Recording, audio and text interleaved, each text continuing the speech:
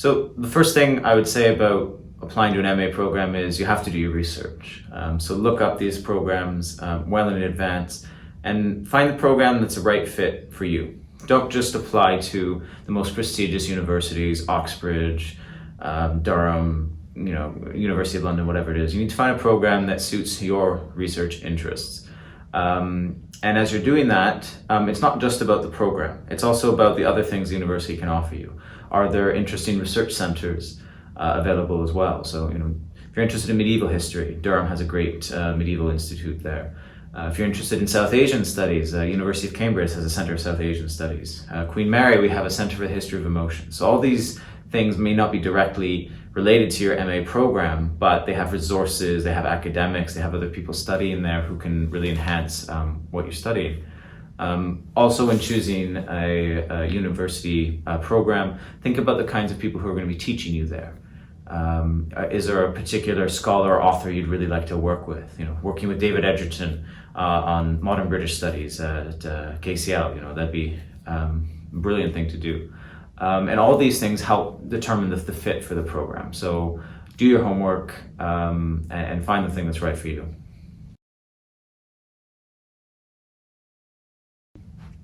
So there's two sort of main MA categories you could split them into. There's what is known as a taught MA program and a research MA program.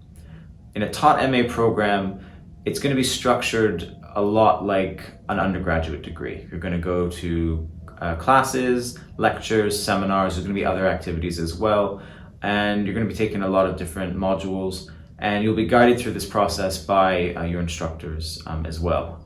That being said, there is going to be a lot more independent learning on the side. The workloads are heavier, the assignments are going to be longer, you're going to have to do more reading, but at the end there is going to be a lot of structure to the program.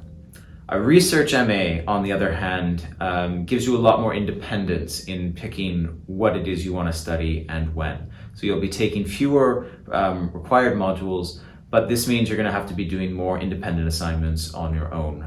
They're usually longer, but if you're really interested in a particular topic, you can really dive into this. You're not going to be, left adrift with no help at all. There's still going to be academics and a supervisor there to guide you through it. But a research MA program is really for someone who wants to strike out and feels ready to delve into a project of their own choosing. Yeah.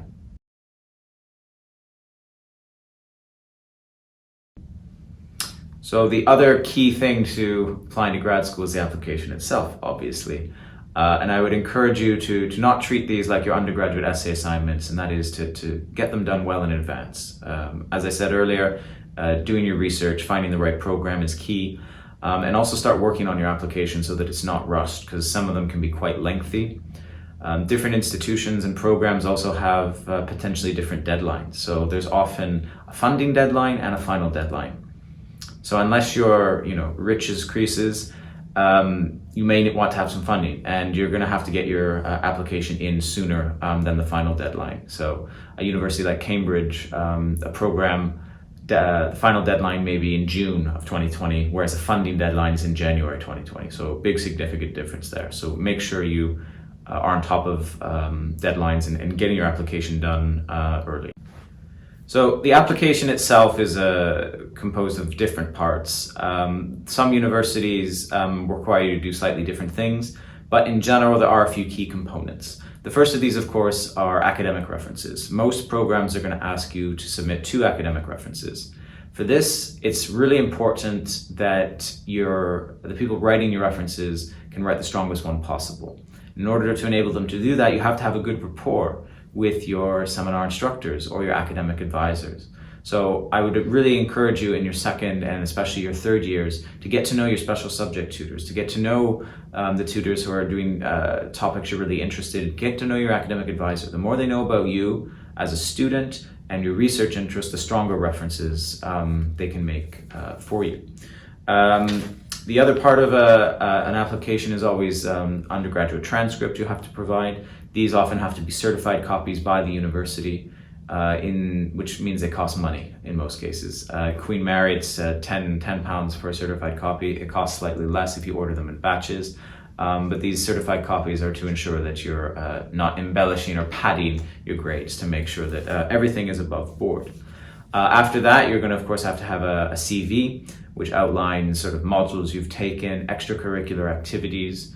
One thing I would really encourage students to do on their CV and the personal statement, which I'll talk about in a moment, is to highlight their language skills. So as historians and academics more generally, language skills enable you to access sources and resources that are key to your work. So if you've taken the time to learn medieval Latin throughout your degree program, if you know Russian from a year abroad somewhere, or if you speak Bengali at home, emphasize these languages in your application, because if you can show how you can actually go and do primary archival research in the field and make use of these languages, it shows you're a much stronger candidate.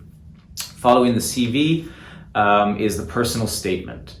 So this is a statement to say why you're interested in the program, what it is you bring to the table.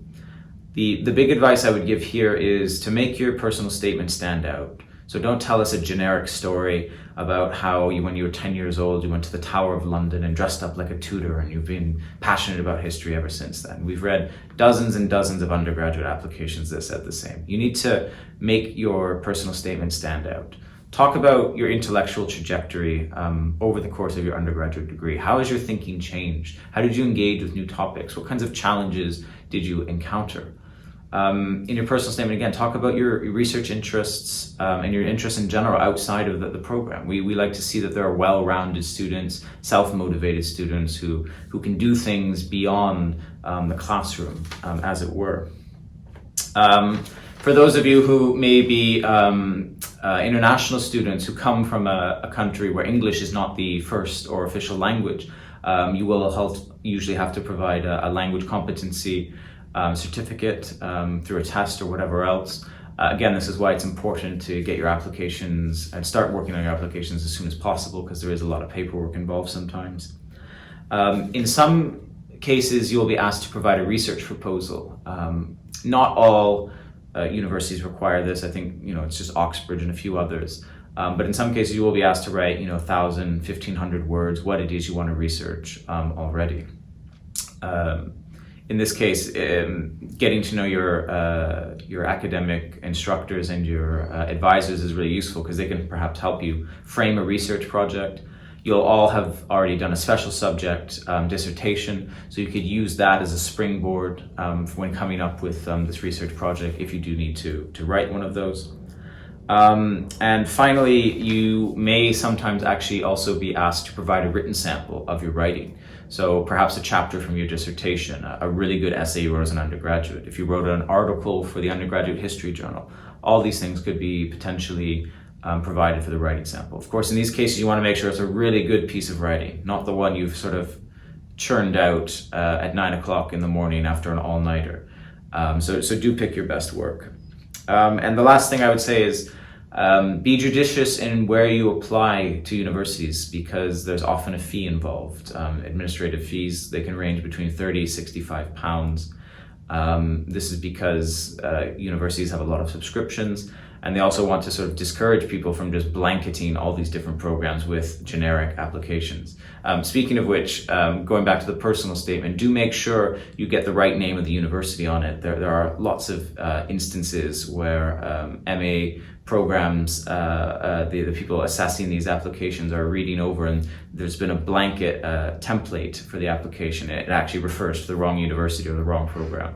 So do make sure that you've got that straight and you've done your homework. Again, this comes back to being prepared and getting things done early.